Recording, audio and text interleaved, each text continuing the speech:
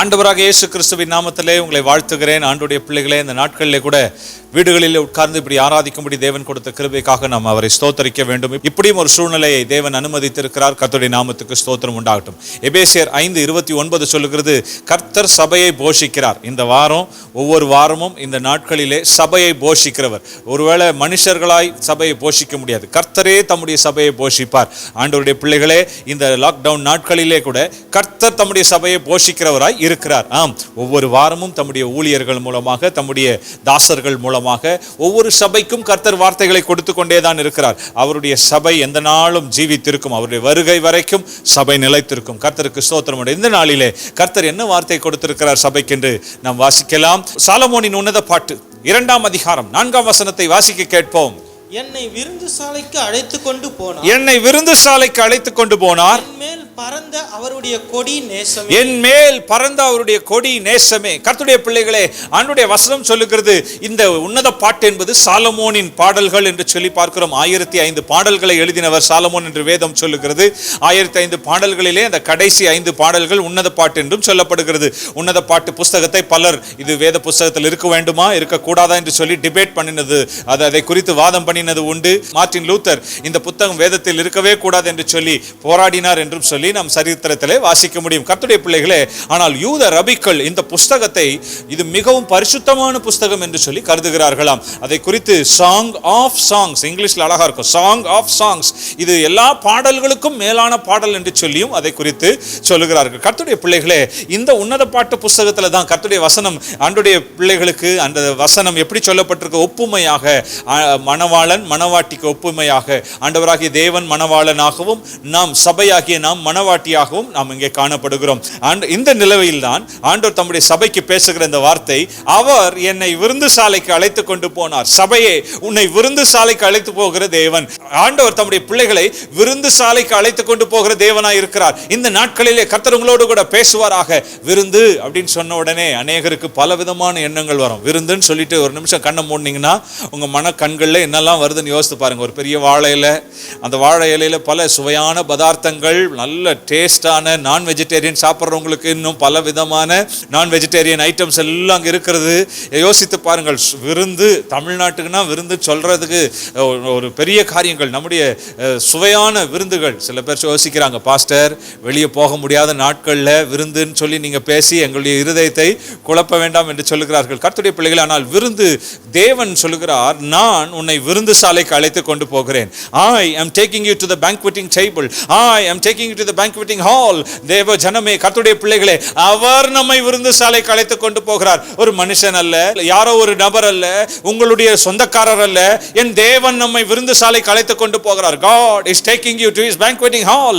அவர் தமது விருந்து சாலைக்கு உங்களை அழைத்து கொண்டு போவார் என்று வேதம் சொல்லுகிறது. கர்த்தருடைய பிள்ளைகளே, விருந்துகள் பல விதங்களில் இருக்கும். சமீப நாட்களில் நான் கூகுள் பண்ணி பார்த்தேன், what is the most expensive dish in the world.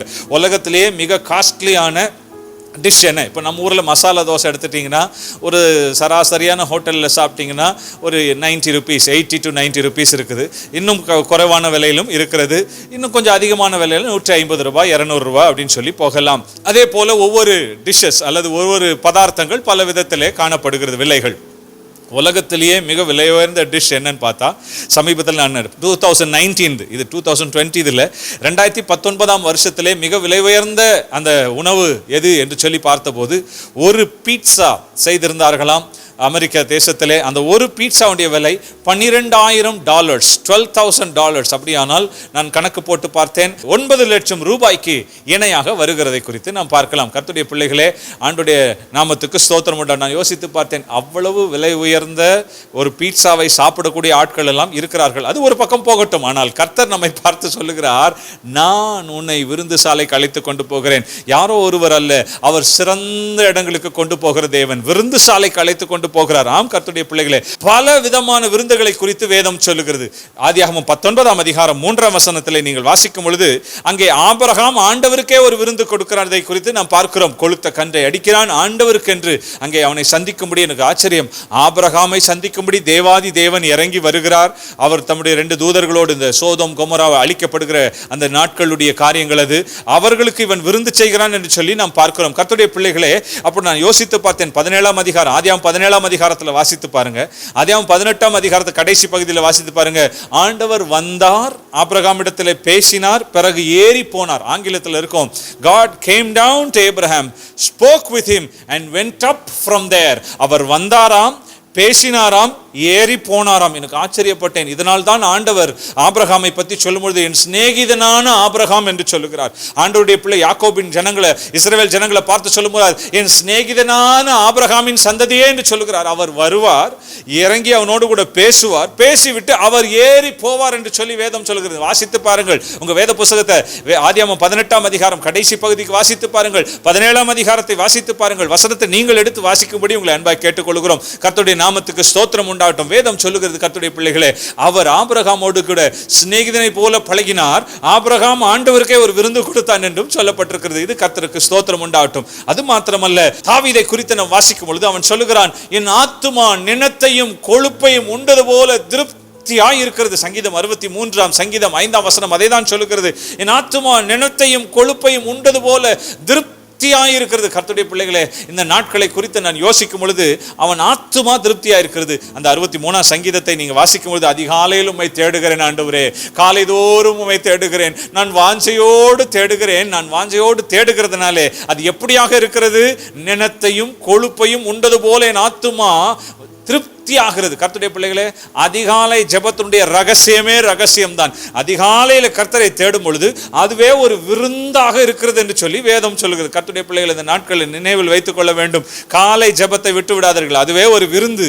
அது ஒரு விருந்து என்று சொல்லி வேதம் தாவீது சொல்லுகிறார், நிணத்தையும் கொழுப்பையும் உண்டது போல என் ஆத்துமா திருப்தியாகும். கர்த்தருடைய பிள்ளைகளாம், ஆண்டவர் அதிகாலையில் தம்முடைய அன்பை உங்களுக்கு விளங்க பண்ணுவார் என்று சொல்லி வேதம் சொல்லுகிறது. ஆண்டவருடைய நாமத்துக்கு ஸ்தோத்திரம் உண்டாகட்டும். நீதிமொழிகளின் புஸ்தகம் 15ஆம் அதிகாரம் 15ஆம் வசனம் சொல்லுகிறது, மன ரம்யமோ நித்திய விருந்து. அது ஒரு விருந்தை குறித்து சொல்லுகிறது. நித்திய விருந்து, டெய்லி விருந்து, ஒவ்வொரு நாளும் எவர் lasting feast. You can have a feast every day. What is that? மன ரம்யம், a very content heart. A heart that is content has an everlasting feast. ஒரு மன ரம்யம். எனக்கு அவங்க வீட்டில் இருக்கிறது வேணும், இப்படி இருக்கிறது வேணும்னு இல்லாம ஆண்டவர் எனக்கு கொடுத்தது போதும் போதும் என்ற மனதுடைய கூடிய தேவ பக்தியே மிகுந்த ஆதாயம் என்று வேதம் சொல்லுகிறதே. அந்த மன ரம்யம் எப்படிப்பட்டதாம்? நித்திய விருந்து. ஆண்டவருடைய பிள்ளைகளே, அவர் உங்களுக்கு விருந்து கொடுக்க விரும்புகிறார். கர்த்தருடைய பிள்ளைகளே, அவர் என்னை விருந்து சாலைக்கு அழைத்து சென்றார். கர்த்தருடைய பிள்ளைகளே, சபைக்கு கர்த்தர் சொல்லுகிறார், நான் உன்னை விருந்து சாலைக்கு அழைத்து செல்வேன், நான் உன்னை விருந்து சாலைக்கு அழைத்து செல்வேன். கர்த்தருடைய பிள்ளைகளே, மார்க் எழுதின சுவிசேஷம் 7ஆம் அதிகாரம் எனக்கு ரொம்ப பிடித்த ஒரு வசனங்கள், ஒரு விதத்தில் ரொம்ப டிபேட் பண்ணப்படுகிற வசனங்கள். மார்க் 7:27 வாசிக்க கேட்போம். இயேசு அவளை நோக்கி, முந்தி பிள்ளைகள் திருப்தி அடையட்டும், முந்தி பிள்ளைகள் திருப்தி அடையட்டும், பிள்ளைகளின் அப்பத்தை எடுத்து நாய் குட்டிகளுக்கு போடுகிறது நல்லதல்ல என்றார். கர்த்தருடைய பிள்ளைகளே, அப்படியானால் என்ன? பிள்ளைகள் அப்பத்திலே திருப்தி அடைவார்கள். பிள்ளைகள் மேஜையில் இருக்கிற அப்பத்தை எடுத்து புசிப்பார்கள். பிள்ளைகள், இயேசுவின் பிள்ளைகள், கர்த்தராகிய தேவனுடைய பிள்ளைகள். நீ ஆண்டுடைய பிள்ளையா? தேவ பிள்ளையே, நீ கர்த்தருடைய பிள்ளையா இருக்கும் பொழுது மேசைக்குரிய ஆசீர்வாதங்கள் உனக்கு உண்டு. You have the blessings of the table. You have the blessings of the table. நீ மேசைக்குரிய ஆசீர்வாதத்துக்கு சுதந்திரவாளி என்பதை நான் உனக்கு உணர்த்தட்டும். ஆண்டுடைய பிள்ளைகளை, சபை விசுவாசியே, உங்களை பார்த்து தான் நான் சொல்லுகிறேன், நீ பிள்ளைகள், தேவனுடைய பிள்ளைகள். யோவான் எழுதின சுவிசேஷம் 1:12 என்ன சொல்லுகிறது? அவர்கள் தேவனால் பிறந்தவர்கள். 13ஆம் வசனம், அவர் மனுஷனால் பிறந்தவர்கள் அல்ல, தேவனால் பிறந்தவர்கள். தேவனால் பிறந்தவர்களை குறித்து என்ன சொல்லுகிறது? நீங்கள் தேவனுடைய பிள்ளைகள். மேசைக்குரிய ஆசீர்வாதங்கள் எல்லாம் உங்களுக்குரியது. The blessings of the table belongs to you, brother. நாய்க்குட்டிகளுக்கு பிறகுதான் முதல்ல பிள்ளைகளுக்கு என்று சொல்லி வேதம் சொல்லுகிறது. ஆண்டுடைய பிள்ளையே, ஒருவேளை சோதனைக்குரிய காலங்கள் போல இருக்கலாம், ஒருவேளை வேதனைக்குரிய காலங்களை போல இருக்கலாம். ஆவியானோர் சபைக்கு சொல்லுகிறதே தான் நான் சொல்லுகிறேன், நீ பிள்ளை, நீ தேவனுடைய பிள்ளை. மேசைக்குரிய ஆசீர்வாதம் உனக்கு உண்டு. You have all the blessings of the table and it belongs to you, brother, sister, it belongs to you. உங்களுக்குரிய ஆசீர்வாதம் அது. கர்த்தர் அந்த மேசைக்குரிய ஆசீர்வாதத்தை உங்களுக்கு கொடுக்கிறார். அதை குறித்து நாம் என்ன என்று பார்க்க போகிறோம். ஆனால் தேவனுடைய பிள்ளைகளே, இந்த நாட்கள் நிறைய பேருக்கு சோர்வு, இத்தனை நாட்கள் வேலை இல்லாத சூழ்நிலைகள், இன்னும் சில வீட்டுகளிலே சம்பாத்தியம் இல்லை. நானும் சற்று யோசித்தேன், ஆண்டவரே இந்த சூழ்நிலையிலே விருந்து சாலை என்ற வார்த்தை கொடுக்கிறீரே அப்பா, இந்த நிலைமைக்கு சபைக்கு விருந்து சாலை என்ற வார்த்தையை கொடுக்கிறீரே. ஆவியானோர் சபைக்கு சொல்லுகிறதை தான் நான் தைரியமாக மறுபடியும் சொல்லுகிறேன். இந்த வாரம் ஆவியானோர் சபைக்கு சொல்லுகிறார், நான் உன்னை விருந்து சாலைக்கு அழைத்து செல்வேன். உன் ஆத்துமா திருப்தி அடையும்படி நான் செய்வேன். உன் வாழ்க்கையில திருப்தியை காணப்படும்படி செய்வேன். ஆண்டவர் சபைக்கு சொல்லுகிறார். பரிசுத்த ஆவியானவர் சபைக்கு சொல்லுகிறதை காதுள்ளவன் கேட்க கடவன். உன்னை விருந்து சாலைக்கு அவர் அழைத்து செல்வார். அவர் அழைத்து செல்வார். நீ திருப்தி அடைவாய். கர்த்தருடைய பிள்ளையே, ஆண்டவருடைய நாமத்துக்கு ஸ்தோத்திரம் உண்டாகட்டும். சில ஆண்டுகளுக்கு முன்பாக அரபு தேசங்களிலே வேலை செய்கிற சில நபர்களை நான் சந்திக்க நேரிட்டது. வேலூருக்கு வந்திருந்தார்கள். அவர்களோடு கூட சில பேசிக் கொண்டிருந்தேன். அதில் ஒருவர் அந்த அரண்மனையிலே வேலை செய்கிறவர். அவர் சில காரியங்களை சொல்லி கொண்டிருந்தார். அதை ஆச்சரியமாக நான் கேட்டேன். அந்த ஷேக், அரப் ஷேக்ஸுக்கு அவங்க சமையல்லாம் செய்வாங்களாம். ஒரு வேளை உணவுக்கு 250 டிஷ் செய்வாங்க. 250 250 டிஷ்ஷஸ் ஃபார் ஒன் மீல். ஒரு மீலுக்கு செய்வாங்களாம். அப்போ நான் யோசித்தேன், அவ்வளோத்தையும் அவர் சாப்பிடுவாரா? அந்த குடும்பத்தார் அவ்வளோத்தையும் சாப்பிடுவாங்களா? இல்லைங்க, கொஞ்சம் கொஞ்சம் எடுத்துக்கிடுவாங்க. ஆனால் மீதியெல்லாம் என்ன செய்வீங்க? மீதியெல்லாம் வேலைக்காரர்களுக்கு அப்படின்னு சொல்லி அவங்க சொன்னாங்க. நான் யோசித்து பார்த்தேன், இது எப்படிப்பட்ட ஒரு காரியம் பாருங்க. அரண்மனை, ராஜா வீட்டு உணவு, ராஜா வீட்டு சாப்பாடு. நீ கர்த்தர் சொல்லுகிறார், நம்முடைய ஜனத்துக்கு தான் சொல்றாரு, பிள்ளைகள் திருப்தி ஆகட்டும். அவர் ராஜா, நீ பிள்ளை, உனக்கு நான் திருப்தியை நான் கொண்டு வருவேன். கர்த்தருடைய பிள்ளைகளே, சாலமோனுடைய மேசையின் உணவை பார்த்து பலர் ஆச்சரியப்பட்டார்கள். 1 ராஜாக்களின் புஸ்தகம் 4ஆம் அதிகாரம் 22ஆம் வசனத்தை வாசிக்க கேட்போம். நாள் ஒன்றிற்கு சாலமோனுக்கு செல்லும் சாப்பாட்டு செலவு 30 மரக்கால் மெல்லிய மாவும் 30 மரக்கால் மெல்லிய மாவு 60 மரக்கால் மாவும் கலைமான்களையும் வெளிமான்களையும் வரையாடுகளையும் கொழுமையான பறவைகளையும் தவிர கொழுக்கப்பட்ட 10 மாடுகளும் 10 வந்த 20 மாடுகளும் 100 ஆடுகள். ஒரு நாளைக்குரிய அவருடைய மேசை உணவு. அவருடைய சாலமோன், அவருடைய குடும்பம், அவருடைய ஆட்களுக்கு ஒரு நாள் அந்த ராஜ மேசையில சாப்பாடு என்ன மாதிரி சாப்பாடுன்னு பார்த்தீங்கன்னா 100 ஆடு, பலவிதமான ஆடுகள், பலவிதமான காரியங்கள். நான் யோசித்து பார்த்தேன், எப்படிதான் இப்படி இருந்தது. அதனால் தான் 10ஆம் அதிகாரம் 1 ராஜாக்கள் 10ஆம் அதிகாரம் 4ஆம் வசனத்திலே அந்த சேபா என்று சொல்லப்படுகிற அந்த ராஜஸ்திரீ அதை பார்த்து மயங்கினாள். அல்லது அந்த she fainted, ஆங்கிலத்தில் அப்படிதான் இருக்கும், she fainted. அவள் அதை குறித்து ஆச்சரியப்பட்டு பிரமித்தாள் என்று சொல்லி நாம் வாசிக்கிறோம். இதெல்லாம் உணவு தேவனுடைய பிள்ளைகள் அவர்களுடைய சாலமோனுடைய நாட்களிலே இருந்த செழிப்பை குறித்து சொல்லுகிறது. இதற்கெல்லாம் ஏன் பாஸ்டர் சொல்றீங்க? இந்த நாட்களில் நான் அங்கே இப்படி கஷ்டப்பட்டுக்கிட்டு இருக்கிறோம். கர்த்தருடைய பிள்ளைகளே, வேதம் சொல்லுகிறது, ஆண்டவர் இந்த வாரத்துக்கு என்ன சொல்லியிருக்கிறார்? நான் உன்னை விருந்து சாலைக்கு அழைத்து செல்வேன். I will take you to the banqueting hall. நான் உன்னை விருந்து சாலைக்கு அழைத்து செல்வேன். ஆண்டவர் நமக்கு ட்ரீட் கொடுக்க, ஆண்டவர் நமக்கு சந்தோஷப்படுத்துகிற நாட்களாக இந்த நாட்கள் இருக்கும். ஆண்டவர் உங்களை ஆசீர்வதிப்பாராக. ஆண்டவருடைய பிள்ளைகளே, இது எப்படிப்பட்ட விருந்து? யாருக்கு கொடுக்கப்படுகிற விருந்து? இது எப்படிப்பட்ட காரியங்கள் இந்த விருந்திலே காணப்படுகிறது என்று சொல்லி சில காரியங்களை நாம் வேகமாய் பார்க்க போகிறோம். முதலாவதாக, தகுதியே இல்லாத நமக்கு கொடுக்கப்படுகிற விருந்து. தகுதியே இல்லாத நமக்கு கொடுக்கப்படுகிற விருந்து. ஆண்டவருடைய பிள்ளைகளே, உங்களை பார்த்து ஒரு காரியத்தை நான் சொல்ல விரும்புகிறேன்.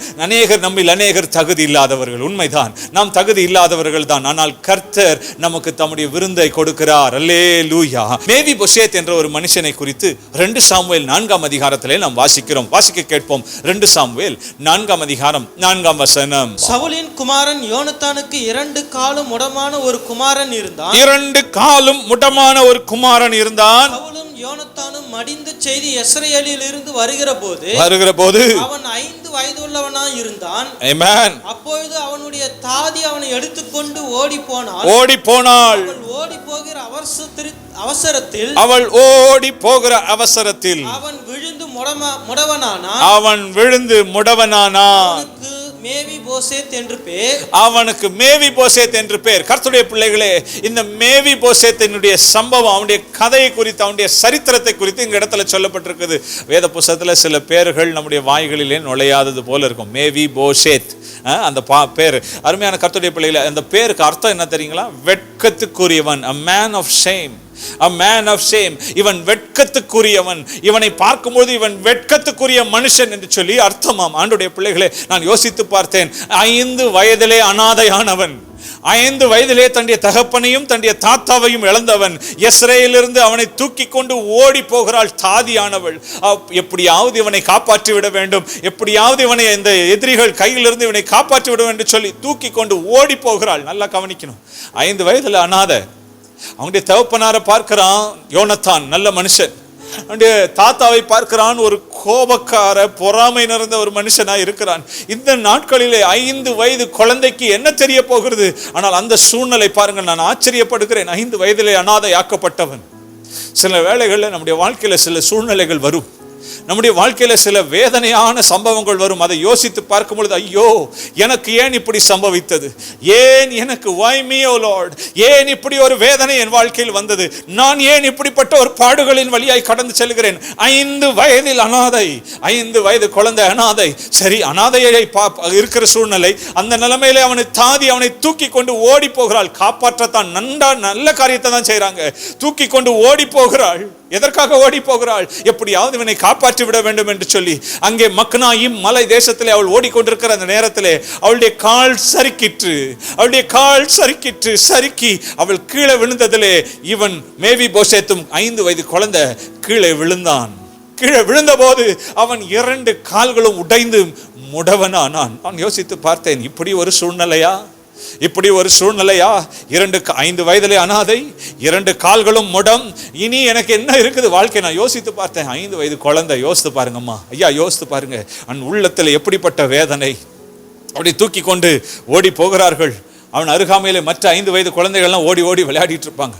அதை பார்க்கும் பொழுது இவன் உள்ளம் எப்படி துடித்திருக்கும். இனி என்னால் ஓட முடியாது, இனி என்னால் மற்றவர்களை போல இருக்க முடியாது, இனி என்னால். ஆனால் இவன் யார்? இவன் ராஜாவின் குமாரன், நியாயப்படி ராஜாவாக இருக்க வேண்டியவன், சவுலனுடைய பேரன், ராஜாவாகிய சவுலுடைய பேரன். இவன் இப்படி உட்கார்ந்து, ஆண்டவரே நான் என்னுடைய வெட்கத்துக்குரியவன், என் பெயரே வெட்கத்துக்குரியவன், ஆண்டவரே நான் இப்படி 5 வயதிலே அனாதையானவன், ஆண்டவரே 2 கால்களும் முடமானவன். பரிசுத்த ஆவியானவர் யாருக்கோ அந்த வார்த்தை அனுப்பி கொண்டிருக்கிறதை நான் உணர்கிறேன். என் வாழ்க்கை எல்லாம் கசப்பு, என் வாழ்க்கை எல்லாம் வெறுப்பு, என் வாழ்க்கை எல்லாம் ஆக்சிடென்ட் மேல ஆக்சிடென்ட், என் வாழ்க்கையில ஒன்றும் நல்லது நடக்கல. ஓ இயேசுவின் நாமத்திலே பரிசுத்த ஆவியானவர் சபைக்கு சொல்லுகிறதை நான் உணர்கிறேன். உன்னை தேடிதான் விருந்து சாலை கலைக்கும்படி வருகிறார். ஓ மேவிபோசேத்தே, உன்னை கொண்டுதான் கர்த்தர் பெரிய காரியத்தை செய்ய போகிறார். அருமையான மகனே மேவிபோசேத், நீ எல்லாம் இழந்து போயிருக்கிறது உண்மைதான். 2 கால்களும் முடமாக்கப்பட்டது போல நடக்க கூட முடியாது. அடுத்த காரியம் என்ன செய்வது என்று அறியாது இருக்கிறாய். ஆண்டவர் உன்னை தேடி வருகிறார், ஆண்டவர் உன்னை தேடி வருகிறார். உன் கால்கள் மீண்டும் நடக்கும்படி செய்வார். ஓ ரபா சாந்தாரா மாந்தோர, முடவன் மானை போல் துள்ளுவான் என்று வேதம் சொல்லுகிறதே. ஆண்டவருடைய பிள்ளைகளே, இந்த மேவிபோசேத்துடைய சூழ்நிலையில பாருங்க, ஆண்டவர் அவனை தேடி வந்தார். ஆண்டவர் அவனுக்கு ஒரு வாய்ப்பை கொடுத்தார். ஹல்லேலூயா, ஆண்டவருக்கு ஸ்தோத்திரம் உண்டாகட்டும். எல்லா தடைகள் மாற்றுகிற தேவனாய் அவர் இருக்கிறார். உன் தடை என்ன? உன்னுடைய தடை என்ன? உன்னுடைய வாழ்க்கையில காரியம் என்ன? எப்படிப்பட்ட சூழ்நிலை ஏற்பட்டது? எப்படிப்பட்ட சறுக்கல்கள் ஏற்பட்டது? அனாதை போல காணப்படுகிறாயா? யாரும் இல்லை என்னை விசாரிக்கிறது என்று காணப்படுகிறாயா? ராஜாவின் போஜனத்தினாலே உன்னை திருப்தியாக்குவார். ராஜாவின் மேசையிலே உன்னை சாப்பிடும்படி செய்வார். ஆண்டவர் உன்னை விருந்து சாலைக்கு அழைத்துச் செல்வார், விருந்து சாலைக்கு அழைத்துச் செல்வார். தாவீது இந்த யோனத்தானின் குடும்பத்திற்கு நான் இரக்கம் பாராட்ட வேண்டும் என்று சொல்லி 2 சாமுவேல் 9ஆம் அதிகாரம் 1 வசனத்திலே சொல்லுகிறார். யாராவது இருக்கிறார்களா? என் நண்பனான யோனத்தானுக்கு நான் இரக்கம் பாராட்டணும். அவர்கள் இருவரும் உடன்படிக்கை செய்து கொண்டவர்கள், உங்களுக்கு அறிந்திருப்பீர்கள். ஆகவே அவன் குடும்பத்திற்கு நான் இரக்கம் பாராட்ட வேண்டுமே, யாராவது இருக்கிறார்களா என்று கேட்டபோது மேவிபோசேத், அவன் பேர் என்ன? மேவிபோசேத். மேவிபோசேத் என்ற பெயருக்கு அர்த்தம் வெட்கத்துக்குரியவன். வெட்கத்துக்குரியவன் ஒருவன் இருக்கிறான், ஒருவன் வெட்கத்துக்குரியவன் இருக்கிறான். அவன் 2 கால்களும் முடமுள்ளவன். நல்ல கவனிக்கணும், அந்த காலங்களிலே 2 கால்கள் முடமுள்ளவர்களோ அல்லது இப்படிப்பட்டவர்களோ ராஜாக்களுக்கு முன்பாக நிற்கப்பட மாட்டார்கள், கொண்டு வரப்பட மாட்டார்கள். ஆனால் தாவீது சொல்லுகிறான், அவனை இங்கே கொண்டு வாருங்கள், நான் அவனுக்கு இரக்கம் பாராட்ட வேண்டும். அதை தான் வாசிக்கிறோம். 2 சாமுவேல் 9ஆம் அதிகாரம் 7ஆம் வசனத்தை வாசிக்க கேட்போம். தாவீது அவனை பார்த்து நீ பயப்படாதே, உன் தகப்பனாகிய யோனத்தானின் நிமித்தம் நான் நிச்சயமாய் உனக்கு தயவு செய்வேன். தகப்பனாகிய சவுலின் நிலங்களை எல்லாம் உனக்கு திரும்ப கொடுப்பேன். உன் நிலங்களை எல்லாம் உனக்கு திரும்ப கொடுப்பேன். நீ என் பந்தியில், ராஜ பந்தியில் நித்தமும் அப்பம் புசிப்பாய். ஆண்டவருடைய பிள்ளைகளே, இந்த வார்த்தை யாருக்கோ தீர்க்க தரிசனமான வார்த்தையாக இருக்கிறது என்பதை நான் அறிந்திருக்கிறேன். பயப்படாதே. தாவீது தன் எதிரியாகிய சவுல், அவனை உயிரை வாங்க தேடினவன், ஓடி ஓடி ஓடி கொல்ல நினைத்தவன், அவனுடைய பேரனுக்கு இவன் இரக்கம் செய்கிறான். தகுதியே இல்லாதவர்களுக்கு இரக்கம் பாராட்டுகிறது. இதுதான் தேவனுடைய சுபாவம். Grace is unmerited favour. I know, நமக்கு அது தகுதி அது இல்லை. ஆனால் தேவன் நம்மேல் இரக்கம் பாராட்டுகிறபடியினால் அதை கொடுக்கிறார். அல்லேலூயா. ஆண்டவருடைய நாமத்துக்கு ஸ்தோத்திரம் உண்டாகட்டும். உங்களை தேடி வருகிறார். மேவிபோசேத்தே, உன்னை தேடி வந்திருக்கிற கிருபை அது. இந்த நாள் இந்த வார்த்தை உங்களுக்கு வந்திருக்கிறது என்றால் எனக்கு ஒன்று தெரியும், ஆண்டவர் அந்த வார்த்தையை சரியான நேரத்துக்கு அனுப்புவார். இந்த வார்த்தை உன்னை தேடி வந்திருக்கிறது என்றால், இந்த கிருபையுள்ள வார்த்தைகள் உன்னை தேடி வந்திருக்கிறது என்றால், அவர் உன்மேல் இரக்கமாய் இருக்கிறார். உன்மேல் இரக்கமாய் இருக்கிறார். வேதம் சொல்லுகிறது, தாவீது சொல்லுகிறான், நான் உனக்கு தயவு செய்வேன், நான் உனக்கு தயவு செய்வேன். I will show mercy to you, I will show favor to you. உனக்கு நான் தயவு செய்வேன். அது மாத்திரமல்ல, நீ என் பந்தியில் புசித்திருப்பாய், அப்பம் புசிப்பாய். ராஜபந்தி, ராஜபந்தி. ஆண்டோடைய பிள்ளைகளை நான் ஒன்று சொல்லட்டுங்க, ராயல் ஃபுட். இத்தனை நாளா நீ எங்கெங்கயோ இருந்த, இத்தனை நாளா நீ ஒரு முடவனா இருந்த, இத்தனை நாளா வெட்கத்துக்குரியவனா இருந்த, இந்த நாள் ஆவியானவர் சொல்றாரு, உன்னை ராஜபந்தியிலே நான் பந்தி இருக்கும்படி செய்வேன். கம், உன்னை கொண்டு போய் ராஜாக்களுக்கு முன்பாக நிற்க வைக்கிறேன், வா என்று ஆண்டவர் அழைக்கிறார். ஹல்லேலூயா, ஹல்லேலூயா. கர்த்தர் நல்லவர், அவருடைய கிருபை என்றும் உள்ளது. வேதம் சொல்லுகிறது, இந்த மேவிபோசேத் இந்த வார்த்தையை கேட்டவுடனே 2 சாமுவேல் 9ஆம் அதிகாரம் 8ஆம் வசனத்தை வாசிக்க கேட்போம். அப்பொழுது அவன் வணங்கி, அப்பொழுது இந்த மேவிபோசேத் வணங்கி, செத்த நாயை போல் இருக்கிற என்னை, அவன் சொல்லுகிற வார்த்தையை கேட்பீர்களா? செத்த நாயை போல் இருக்கிற எண்ணெய். ஆண்டோடைய பிள்ளைகளே கவனிங்க, கவனிங்க. அவனுடைய உள்ளத்தில் எப்படிப்பட்ட ஒரு எண்ணம் இருந்தது? நான் ஒரு செத்த நாய், நான் ஒரு செத்த நாய், நான் இப்படிப்பட்ட ஒரு மனுஷன். மேவிபோசேத் உள்ளத்தில் இதுதான் இருந்தது. பலருடைய உள்ளத்தில் எப்படிதான் இருக்கு, நான் யாருங்க, நான் ஒரு செத்த நாய்ங்க, நான் ஒன்னுக்கும் பிரயோஜனப்படாதவங்க. ஆவியானவருடைய வார்த்தை தான் உங்களுக்கு சொல்லுகிறேன். அப்படிப்பட்டவனை தேடிதான் கிருபை வந்தது, அப்படிப்பட்டவனை தேடிதான் ராஜபந்தி வந்தது. நான் உன்னை விருந்து சாலைக்கு அழைத்து கொண்டு போவேன், வா. செத்த நாயை போல் இருக்கிறாயா? ஒன்றும் லாய்க்கில்லாதவனை போல காணப்படுகிறாயா? ஒன்றுமே உன் வாழ்க்கையில் நல்லது நடக்கவில்லை என்று சொல்லுகிறாயா? ராஜபந்திக்கு வா என்று கர்த்தர் சொல்லுகிறார். நான் உன்னை விருந்து சாலைக்கு அழைத்து சென்று போவேன், அந்த இடத்துக்கு கொண்டு போய் உன்னை திருப்தி ஆக்குவேன். ஓ ஹல்லேலூயா. இந்த வார்த்தை ஆவியானவர் சபைக்கு அனுப்புகிறதை நான் உணர்கிறேன். ஆண்டவர் இந்த வார்த்தையை தம்முடைய சபைக்கு அனுப்புகிறார். உன் உள்ளம் வேதனையிலே தத்தளிக்கிறதை நான் அறிந்திருக்கிறேன். ராஜபந்தியிலே உன்னை கொண்டு போய் நான் உன்னை போஷிப்பேன். கர்த்தருடைய பிள்ளைகளே, ஆண்டவர் உன்னை ஆசீர்வதிப்பார். ஆண்டவர் உன்னை கொண்டு போக வேண்டிய இடத்துக்கு கொண்டு போய் விடுவார் என்பதை குறித்து நான் உங்களோடு கூட பேசி இருக்கிறேன். ஆண்டவர் உங்களை கொண்டு போய் விடுவார். ஆண்டவருடைய நாமத்துக்கு ஸ்தோத்திரம். செத்த நாய் போல இருக்கிறேனே, எனக்கு ஒன்று லாய்க்கில்லாதவனை போல இருக்கிறேனே, ஆண்டவர் சொல்லுகிறார், நான் உன்னை கொண்டு போவேன், ராஜபந்திக்கு கொண்டு போவேன், விருந்து சாலைக்கு வா. அவர் என்னை விருந்து சாலைக்கு அழைத்து கொண்டு போகிறார். யாரை அழைத்து கொண்டு போகிறார்? செத்த நாய் போல இருந்த ஒரு மனுஷனா. மேவிபோசேத், எனக்கு ஒண்ணுமே இல்லை, என் வாழ்க்கையில் எதுவுமே நல்லது நடக்கல, நியாயப்படி நான் ராஜாவா இருக்கணும். ஒரு சிலர் இங்க ஆண்டோடைய பிள்ளைகள் இதை பார்த்து கொண்டிருக்கிறீங்க, பாஸ்டர் நான் எங்கேயோ இருந்திருக்க வேண்டிய ஆளு, நான் எங்கேயோ இருந்திருக்க வேண்டிய ஆளு, என் இள வயதில் ஏதோ சில தவறுகள் நடந்துட்டதுனால இன்றைக்கு இப்படி இருக்கிறேன். என் இள வயதில், என் வாலிபத்திலே நடந்த சில தவறுகளாலே நான் இப்படி மாட்டிக்கொண்டிருக்கிறேன். இன்னும் ஒரு சிலர் உட்கார்ந்து கொண்டிருக்கிறீர்கள், என் சிறு வயதிலே என்னை இப்படி கெடுத்து விட்டார்களே, என் சின்ன வயதிலே என்னை இப்படியாக கெடுத்து விட்டு என் வாழ்க்கையை அசுத்தமாக்கி விட்டார்களே. கர்த்தருடைய பிள்ளையே, ஆண்டவர் உன்னை பார்த்து தான் சொல்லுகிறார், உன்னை பார்த்து தான் சொல்லுகிறார், நான் உன்னை ராஜபந்திக்கு கொண்டு போவேன். ஓ ஹல்லேலூயா. Maybe your past is dirty, brother. Maybe your past is wicked. Maybe you feel your past is so dirty that you feel so unclean about it. But today I'm here to tell you, a God who's taking you to his banqueting hall, and he loves you, and that's why he wants to take you to the kingly banquet. ராஜபந்தி கொண்டு போவார். அவர் உன்னை நேசிக்கிறார். ரபா துர்ரா ஷியாந்தா ரபா. இந்த வார்த்தை கர்த்தர் தம்முடைய சபைக்கு அனுப்புகிறார். ஆண்டவரே, சோர்ந்து போகிறவர்களுக்கு இந்த வார்த்தையை அனுப்புகிறதுக்காக ஸ்தோத்தரிக்கிறோம். கர்த்தருடைய பிள்ளைகளை போஷிக்கிறதுக்காக நன்றி செலுத்துகிறேன். ஆண்டவரே, எந்த தடை வந்திருக்கிறது, எந்த காரியம் உங்களுக்கு விரோதமாக ஏற்பட்டது, கர்த்தர் அதெல்லாம் மாற்றி போடுவார். ஒரு கிருபையை உங்களுக்காக அனுப்புவார். ஆண்டவருடைய நாமத்துக்கு ஸ்தோத்திரம் உண்டாகட்டும். உன்னத பாட்டின் புஸ்தகம் 1ஆம் அதிகாரம் 5ஆம் வசனத்தை வாசிக்க கேட்போம். எருசலேம் குமாரத்திகளே, கேதாரில் கூடாரங்களை போலவும் சாலமோனின் திரைகளை போலவும் நான் கருப்பாய் இருந்தாலும் அழகாய் இருக்கிறேன். நான் கருப்பாய் இருந்தாலும் அழகாய் இருக்கிறேன். இதை அநேகர் கேள்விப்பட்டிருப்பீர்கள். அநேகர் இதை குறித்து ரொம்ப கிண்டலாக ஜாலியாக சொல்வார்கள். ஆனால் இவள் சுலைமெத்தியால் சொல்லுகிறாள், நான் கருப்பாய் இருக்கிறேன், அழகாய் இருக்கிறேன். அந்த கேடாரின் அந்த கூடாரங்கள் எப்படி இருக்குமாம்? ஆட்டுத்தோல்னால அந்த வெயிலிலே, அந்த பயங்கரமான சுட்டெரிக்கிற வெயிலிலே அது கருப்பாக இன்னும் மாறி இருக்கும். அதை போல தான் நான் இருக்கிறேன் என்று சொல்லி இவள் சொல்லுகிறாள். யார்? சுலைமெத்தியாள். இந்த மணவாட்டியை தேடிதான் மணவாளன் வந்து கொண்டிருக்கிறார். கருப்பாக இருக்கிறேன். அந்த இங்கிலீஷில் ஐ எம் பிளாக் என்ற வார்த்தை, அந்த ஹீப்ரு வேர்டு, அந்த எபிரேய மொழியில் பார்த்தீங்கன்னா ஐ எம் பர்ன்ட், நான் சுட்டரிக்கப்பட்டிருக்கிறேன். நான் சுட்டரிக்கப்பட்டிருக்கிறேன். ஏன் சுட்டரிக்கப்பட்டிருக்கிறேன்? என்னுடைய சகோதரர்கள் என் மேல் கோபம் கொண்டு என்னை வேலைக்கு அமர்த்தினார்கள். அந்த வெயிலிலே நான் சுட்டரிக்கப்பட்டிருக்கிறேன். நான் யோசித்து பார்த்தேன், இந்த வார்த்தையை வாசித்த பிறகு நான் யோசித்து பார்த்தேன், ஒரு சிலர் உங்களுடைய வாழ்க்கையில் ஏற்பட்ட சில காரியங்கள் உங்களை சுட்டரித்தது போல. பாஸ்டர், என்னை எல்லாமே மாற்றிட்டது, என் அழகை மாற்றிட்டது, என் வாழ்க்கையை மாற்றிட்டது, என்னை சுட்டரித்து போட்டு விட்டது. ஆண்டவர் அந்த சுட்டரித்து போடப்பட்ட சூலமேத்தியால பார்த்தான் சொல்றாரு, என் பிரியமே, என் ரூபவதியே, உன்னில் பழுதொன்றும் இல்லை. சுட்டரிக்கப்பட்ட உன்னை பார்த்து தான் இந்த வார்த்தை வந்திருக்கிறது. எல்லாம் சுட்டரிக்கப்பட்டிருக்கிறது, அசிங்கமா இருக்கிறனேன்னு சொல்லுகிற அந்த சூழ்நிலையில் தான் வார்த்தை சொல்லி, என் பிரியமே, என் ரூபவதியே, உன்னில் பழுதொன்றும் இல்லை. நான் ஒன்று சொல்லவிட்டா, இன்றைக்கு ஆண்டவர் உங்களை பார்க்கிற விதம் வேறு, உலகம் பார்க்கிற விதம் வேறு, கர்த்தர் தம்முடைய பிள்ளைகளை பார்க்கிற விதம் வேறு. இந்த வார்த்தை உங்களுக்காக தான் வருகிறது. சுட்டரிக்கப்பட்டிருக்கிறாயா?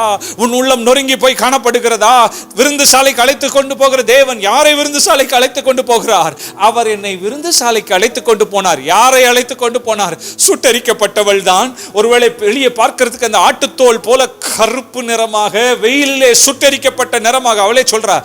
கேதாரின் அந்த கூடாரங்களை போல நான் சுட்டரிக்கப்பட்டிருக்கிறேன் என்று சொல்லுகிறாள். கர்த்தருடைய பிள்ளைகளே, ஆண்டவருடைய நாமத்துக்கு ஸ்தோத்திரம் உண்டாகட்டும். ஆண்டவர் இன்றைக்கு உங்களோடு கூட பேசிக் கொண்டிருக்கிறார். எந்த சூழ்நிலை உன்னை சுட்டரித்தது, எந்த காரியம் உனக்கு விரோதமாய் காணப்பட்டது, அந்த சூழ்நிலையிலே கர்த்தர் சொல்றாரு, நான் உன்னை விருந்து சாலைக்கு கொண்டு போகிறேன், நான் உன்னை விருந்து சாலைக்கு கொண்டு போகிறேன். நம்முடைய தகுதியை வச்செல்லாம் நம்ம விருந்து சாலைக்கு போகலைங்க.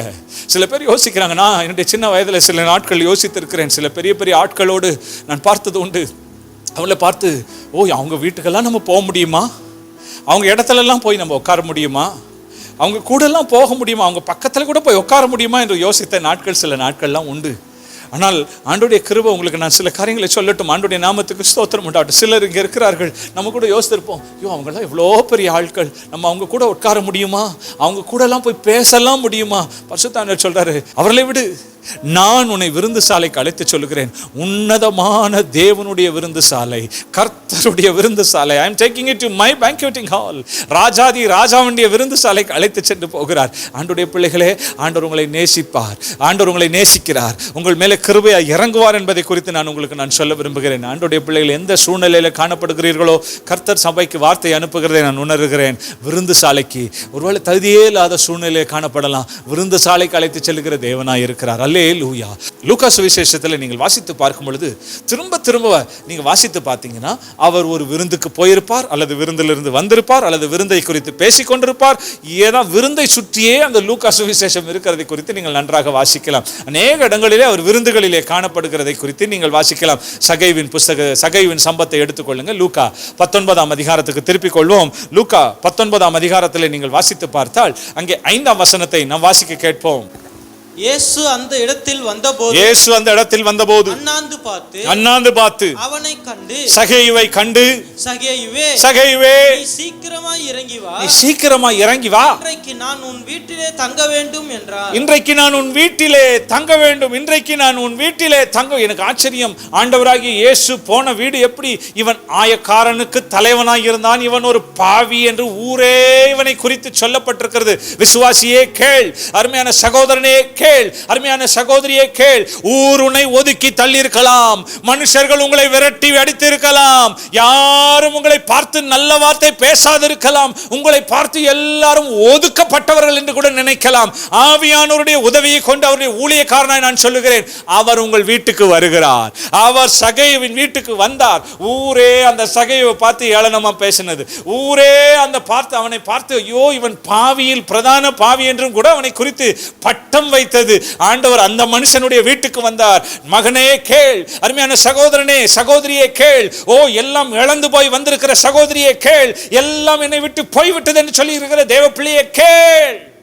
உன் வீட்டுக்கு அவர் வருகிறார், உன்னோடு கூட பந்தி இருக்கும்படி அவர் வருகிறார். ராஜபந்தி, ராஜா உன் வீட்டுக்கு வந்தா அது ராஜபந்தி. கர்த்தருடைய பிள்ளைகளே, உன் வீட்டுக்கு அவர் வருகிறார்.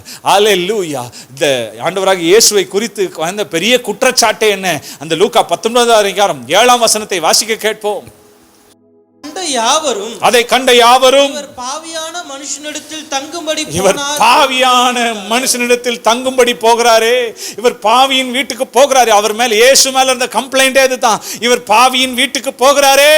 கர்த்தருடைய பிள்ளையே, இன்றைக்கு வசனம் தேடி வந்திருக்கிறது. கர்த்தர் தம்முடைய வார்த்தையை சபைக்கு அனுப்பி கொண்டே இருக்கிறார். நீ ஏன் கலங்குகிறாய்? ஏன் உனக்குள் தியங்குகிறாய்? தேவனை நோக்கி அமர்ந்திரு. ஆண்டவர் இன்றைக்கு உங்களை தேடி வந்திருக்கிறார். கர்த்தருடைய பிள்ளை ராஜ பந்திக்கு, ராஜ விருந்து சாலைக்கு உங்களை அழைத்து செல்ல விரும்புகிறார். அவர் என்னை விருந்து சாலைக்கு அழைத்து செல்கிறார். அவர் என்னை விருந்து சாலைக்கு அழைத்து செல்கிறார். He is taking me to his banqueting table. He is taking me. He knows all my uncleanliness. He knows everything I've gone through. He knows everything I'm facing. நான் கடந்து போகிற எல்லாவற்றையும் அவர் அறிந்திருக்கிறார். எனக்கு வந்த அவமானத்தை அவர் அறிந்திருக்கிறார். மேவி போசேத்தை போல நான் வெட்கத்துக்குரியவன் என்பதையும் அவர் அறிந்திருக்கிறார். ஆனால் என்னை தேடி வருகிறார். ராஜபந்திக்கு என்னை அழைக்கிறார். அல்லேலூயா. ஆண்டவருடைய பிள்ளைகளே, யார் ஒருவனும் மேன்மை பாராட்டாதபடிக்கு இது தேவனே நமக்கு கொடுத்த ஈவு. அதுதான் ரட்சிப்பு. கர்த்தருடைய பிள்ளைகளே, ஒருவனும் தேவனுக்கு முன்பாக மேன்மை பாராட்ட முடியாது. எந்த மனுஷனும் மேன்மை பாராட்ட முடியாது. ஈவு என்பது தேவன் கொடுத்தது. அது ரட்சிப்பை குறிக்கிறது. ஆண்டவருடைய நாமத்துக்கு ஸ்தோத்திரம் உண்டாகட்டும். லூக்கா எழுதின சுவிசேஷம் 15ஆம் அதிகாரம் 22, 23 வாசிக்க கேட்போம். அப்பொழுது தகப்பன் தன் ஊழியக்காரரை நோக்கி, நீங்கள் உயர்ந்த வஸ்திரத்தை கொண்டு வந்து இவனுக்கு உடுத்தி, இவன் கைக்கு மோதிரத்தையும் கால்களுக்கு பாதரட்சைகளையும் போடுங்கள். கொழுத்த கன்றை கொண்டு வந்து அடியுங்கள். நாம் புசித்து சந்தோஷமாய் இருப்போம். கர்த்தருடைய பிள்ளைகளே, இந்த இளைய குமாரன் என்று சொல்லப்படுகிறதே, இந்த இளைய குமாரன் அல்லது பாவியாய் இருந்த இந்த மனுஷன் தகப்பனுடைய ஆஸ்திகளில் பாதியை பிரித்து கொண்டு ஓடி போய் வேசிகளிடத்தில் செலவு செய்தவன், அவன் திரும்ப வந்துட்டானா. எனக்கு அந்த அப்பாவுடைய அன்பை சித்தரிக்கிற இப்படிப்பட்ட ஒரு பெரிய ஒரு உவமையை எங்கேயும் பார்க்க முடியாது. தகப்பனின் அன்பு, கடவுளுடைய அன்பு, தேவன் ஒரு மனுஷனை எப்படி நேசிக்கிறார் என்பதற்கு இதைவிட ஒரு சிறந்த எடுத்துக்காட்டு ஆண்டவராகிய இயேசுவால சொல்ல முடியாது. எவ்வளவு அழகாய் சொல்லியிருக்கிறார் பாருங்கள். அவன் எல்லாவற்றையும் போய் வேசிகளிடத்தில் செலவு செய்தான், பஞ்சிகிடத்திலே வாழ்ந்தான், எல்லாவற்றையும் ஆஸ்திகள் எல்லாம் நாசம் பண்ணின பிறகு மீண்டுமாய் வருகிறானாம். எழுந்து புறப்பட்டு தகப்பனத்துக்கு வருகிறான். அவன் தூரத்தில் இருக்கும் பொழுது தகப்பன் ஓடி போனார், அவனை கட்டி பிடித்தார், அவனுக்கு முத்தம் கொடுத்தார். நான் யோசித்து பார்க்கிறேன், இதை காட்டிலும் ஒரு பெரிதான காரியம் இருக்கிறதா? அதோடு அவர் நிறுத்தி விடவில்லை. கொழுத்த கன்றை அடியுங்கள், நாம் புசித்து குடித்து சந்தோஷமாயிருப்போம். ஏன்? என் பிள்ளை திரும்ப வந்து விட்டான். நான் சொல்லட்டுங்களா, ஆண்டவருடைய பிள்ளைகளே, தூரம் போன தம்பிமா, வாலிப தம்பி, நீ ஓடிட்டல, ஆண்டவர் வேணான்னு சொல்லி ஓடிட்டல, ஆண்டவர் விட்டு பின்வாங்கி போன நீ திரும்ப வந்தா அள்ளி அணைக்கிற கர்த்தர். நீ கூட யோசித்த, கர்த்தர் என்னை ஏற்றுக்கொள்வாரா? அருமையான பிரதர், ஆண்டவர் என்னை ஏற்றுக்கொள்வாரான்னு சொன்னீங்களே, 2 கைகளை விரித்தவராக ஓடி வா, நான் உன்னை அழைக்கிறேன் வா என்று சொல்லுகிற தேவனாய் அவர் இருக்கிறார். ஓ ஹalleluya, the wonderful God is here. He is here to call you. He is inviting you to his table. Come to the banqueting table. ராஜபந்திக்கு வா என்று ஆண்டவராகிய தேவன் உன்னை அழைக்கிறார். கர்த்தர் உங்களை ஆசீர்வதிப்பார். தேவ பிள்ளைகளே, உங்களுடைய சோதனைகள் எல்லாம் கர்த்தர் மாற்றி போடுவார். ஆண்டவருடைய நாமத்துக்கு ஸ்தோத்திரம் உண்டாகட்டும். இரண்டாவதாக, இது எப்படிப்பட்ட பந்தியாயிருக்கிறது? அவர் என்னை விருந்து சாலைக்கு அழைத்து சென்றார். இது எப்படிப்பட்ட விருந்து சாலை? கர்த்தரின் பந்தி. இது கர்த்தரின் பந்தி. It is the Lord's supper. It's the Lord's table. கர்த்தருடைய பந்திக்கு தான் நம்மை அழைக்கிறார். கர்த்தருடைய பிள்ளைகளே, ஆண்டவர் நமக்காக ஒரு பந்தியை ஆயத்தப்படுத்துகிறார். சங்கீதங்களின் புஸ்தகம் 23:5 நமக்கு எல்லாருக்கும் தெரியும். அவர் என் சத்துருக்களுக்கு முன்பாக எனக்கு ஒரு பந்தியை ஆயத்தப்படுத்துகிறார். எனக்கு ஒரு ஆச்சரியம், இந்த ஆண்டவர் எப்படிப்பட்டவர்?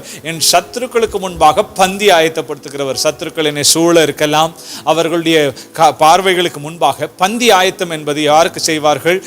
அந்த மத்திய கிழக்கு நாடுகளிலே நான் ஒரு வீட்டுக்கு போனேன் என்றால் என்னை ஏற்றுக்கொள்வார்கள். ஏற்றுக்கொண்டு எனக்காக விருந்து செய்வார்கள், பந்தி செய்வார்கள். அது மாத்திரமல்ல, என் உயிரை பாதுகாப்பதற்கு அவர்கள் உயிரையும் கொடுப்பார்கள். ஒருவரை வீட்டுக்குள்ளே ஏற்றுக்கொண்டு விட்டால், நான் அந்த வீட்டுக்குள்ளே போய்விட்டேன் என்றால் அந்த என்னுடைய உயிர் தான் கடைசியாக போகும். ஏனென்றால் என்னை அழைத்த நபர் தன்னுடைய உயிரை பணயம் வைத்து என்னை காப்பாற்றுவார். அதை தான் அந்த கான்டெக்ஸ்ட்ல தான் இந்த பகுதியை நாம் வாசிக்கணும். 23ஆம் சங்கீதத்தில் நாம் வாசிக்கும் போது எப்படி வாசிக்கிறோம்? ஆண்டவர் என்னை பந்தி அமர்த்துகிறார். அப்படியானால் என்ன?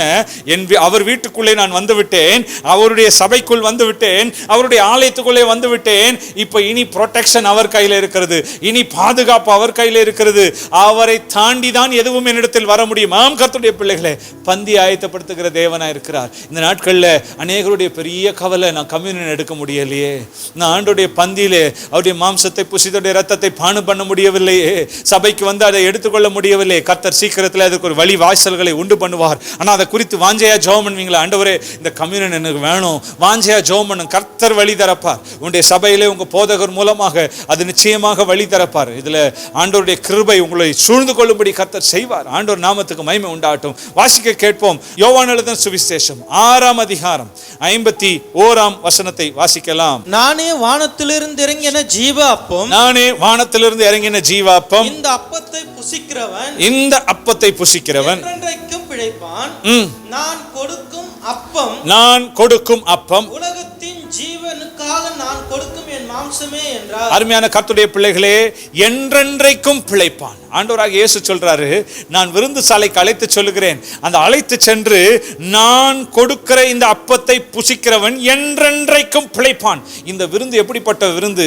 கர்த்தர் கொண்டு போகிறாரே அந்த விருந்து, அவர் ஒரு அப்பம் கொடுக்கிறாராம், அந்த அப்பத்தை புசிக்கிறவன் என்றென்றைக்கும் பிழைப்பான். The communion, this is very important. பந்தி ஆராதனை என்பது யூக்கரிஸ்ட் என்று சொல்வார்கள். அப்படி அது காரியங்களை குறித்து நாம் பின்பாக பார்க்கலாம். கர்த்தர் உதவி செய்வாராக.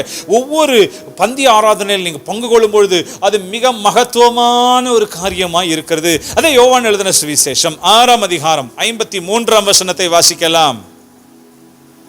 அதற்கு இயேசு அவர்களை நோக்கி, நீங்கள் மனுஷகுமாரனுடைய மாம்சத்தை புசியாமலும் அவருடைய இரத்தத்தை பானம் பண்ணாமலும் இருந்தால் உங்களுக்குள்ளே ஜீவன் இல்லை என்று மெய்யாகவே உங்களுக்கு சொல்லுகிறேன். பாருங்கள், இந்த வசனங்களை பார்த்தால் ஜீவன் இல்லை என்று ஒரு இடத்துல சொல்வார். அடுத்த வசனத்தை பார்த்தால் ஜீவன் உண்டு என்று சொல்வார்.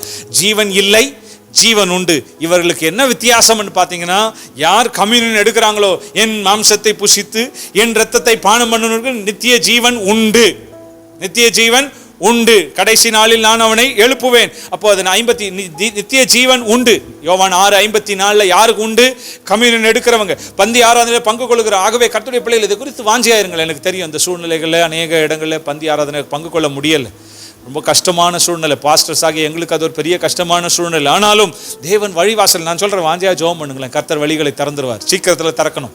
ஆண்டவரே, உங்களுடைய ஆலயத்துக்கு வந்து நாங்கள் பந்தி ஆராதனையில் பங்கு கொள்ளணுமே, ஜெபம் பண்ணுங்க. ஆண்டுடைய சமூகத்தில் ஜெபியுங்கள், கர்த்தர் அதை செய்வார். ஆண்டுடைய கிருபை நமக்கு உண்டாயிருக்கும். ஆனால் பாருங்க, ஜீவன் இல்லை, ஜீவன் உண்டு. விருந்து சாலைக்கு அழைத்து வருகிறாரே, யாருக்கு ஜீவன் உண்டு? விருந்து சாலைக்கு வருகிறவனுக்கு ஜீவன் உண்டு. அந்த ஜீவன் எப்படிப்பட்டது? அவர் மாம்சத்தை புசித்து அவருடைய இரத்தத்தை பானம் பண்ணுகிற நித்திய ஜீவன் உண்டு. நான் சொல்றேன், ஒவ்வொரு முறை நீங்க கம்யூனியன் எடுக்கும்போது அவருடைய ஜீவன் உங்களுக்குள் பாய்கிறது. The life of very life of God is passing through you. It is flowing through you, brother. Do this in remembrance of me. என்னை நினைவு கூறும்படி இதை செய்யுங்கள் என்று சொன்னாரே. ஒவ்வொரு முறை நாம் கம்யூனியன் எடுக்கும் பொழுது கர்த்தர் ஒரு பிரம்மாண்டமான ஒரு காரியத்தை நிறைவேற்றுகிறார். God is doing something profound each time you take communion. அது ஒரு பெரிய காரியமானது. அது தேவ பிள்ளைகளை, இந்த நாட்களில் ஆண்டவர் சமூகத்தில் உட்காரும்படி உங்களை நான் அன்பாய் கேட்டுக்கொள்கிறேன். ஆண்டவரே, இந்த பந்தியிலே பங்கு கொள்ள. அதே நேரத்தில் பந்தியை பங்கு கொள்வதற்கு அநேகர் ஏனோதானோ என்று வருகிறார்கள், ஏனோதானோ என்ற சூழ்நிலையில் வருகிறார். உங்களுக்கு ஒரு காரியத்தை நான் சொல்ல விரும்புகிறேன். யாத்ராமத்தின் புஸ்தகம் 12ஆம் அதிகாரம் 13ஆம் வசனத்தையும் 14ஆம் வசனத்தையும் வாசிக்க கேட்போம். நீங்கள் இருக்கும் வீடுகளில் அந்த இரத்தம் உங்களுக்காக அடையாளமாய் இருக்கும். நீங்கள் இருக்கும் வீடுகளில் அந்த இரத்தம் உங்களுக்காக அடையாளமாய் இருக்கும். அந்த இரத்தத்தை நான் கண்டு, அந்த இரத்தத்தை நான் கண்டு உங்களை கடந்து போவேன். உங்களை கடந்து போவேன். எகிப்து தேசத்தை அழிக்கும் போது, நான் எகிப்து தேசத்தை அழிக்கும் போது அழிக்கும் வாதை உங்களுக்குள்ளே வராதிருக்கும். உங்களுக்குள்ளே வராதிருக்கும். இந்த நாள் உங்களுக்கு நினைவு கூறுதலான நாளாய் இருக்க கடவுது. அல்லேலூயா. கர்த்தருடைய பிள்ளைகளே, வேதம் சொல்லுகிறது அந்த இரத்தம் நமக்கு அடையாளமாய் இருக்கிறது. அது மாத்திரமல்ல, 14ஆம் வசனத்திலே அது ஒவ்வொரு ஆண்டும் நீங்கள் அது ஒரு விருந்தாக, பஸ்கா பண்டிகையாக நீங்கள் கொண்டாட வேண்டும். ஒவ்வொரு ஆண்டும் பஸ்கா பண்டிகையிலே விசுவாசிகள், கர்த்தருடைய பிள்ளைகள் எல்லாம் சேர்ந்து இப்படியாக பிரம்மாண்டமாக கொண்டாடுவார்கள். ஆண்டுடைய பிள்ளைகளை பார்த்து உங்களுக்கு ஒரு வார்த்தை நான் சொல்ல விரும்புகிறேன். ஆண்டவர் உங்களுக்கு வழி திறப்பார். ஆண்டவர் உங்களுக்கு வழி திறப்பார். சீக்கிரத்தில் இந்த பந்தி ஆராதனை பங்கு கொள்ளும்படி வழி திறப்பார். நம்ம எல்லாருக்கும் வழி திறப்பார் என்று நான் விசுவாசிக்கிறேன். ஆனால் அதிலே ஏனோதானோ என்று பங்கு கொள்ள வேண்டாம், ஏனோதானோ என்று பங்கு கொள்ள வேண்டாம். இதில் குறித்து புதிய ஏற்பாட்டில் நீங்கள் வாசித்தால், this is the New Testament.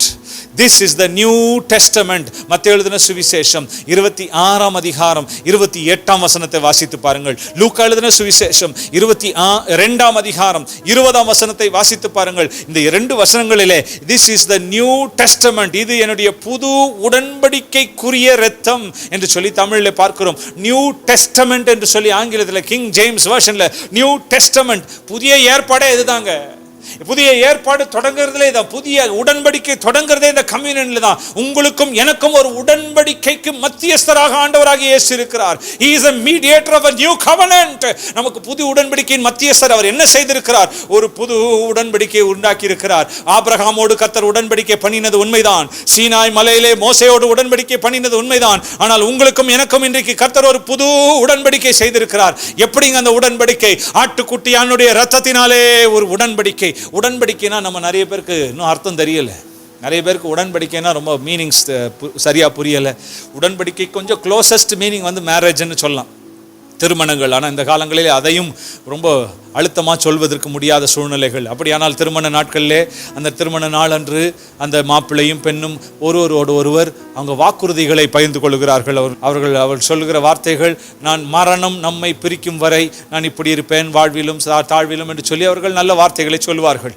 பாருங்கள் கர்த்தருடைய பிள்ளைகளே, அந்த வாக்குறுதிகளை சிலர் கைப்பற்றுகிறார்கள், சிலர் கை விட்டு விடுகிறார்கள். ஆனால் நான் உங்களுக்கு சொல்ல விரும்புகிறேன், கர்த்தர் உடன்படிக்கை செய்தால் வானமும் பூமியும் கூட ஒளிந்து போகலாம், அவர் உடன்படிக்கை மாறாது. நான் உன்னோடு கூட பண்ணின சமாதானத்தின் உடன்படிக்கை நிலை பெயராமல் இருக்கும் என்று கர்த்தர் சொல்லுகிறார். உண்மையில் மனதுருகுகிற கர்த்தர் சொல்லுகிறது என்ன? நான் உன்னோடு உடன்படிக்கை பண்ணினேனே, I made a covenant with you.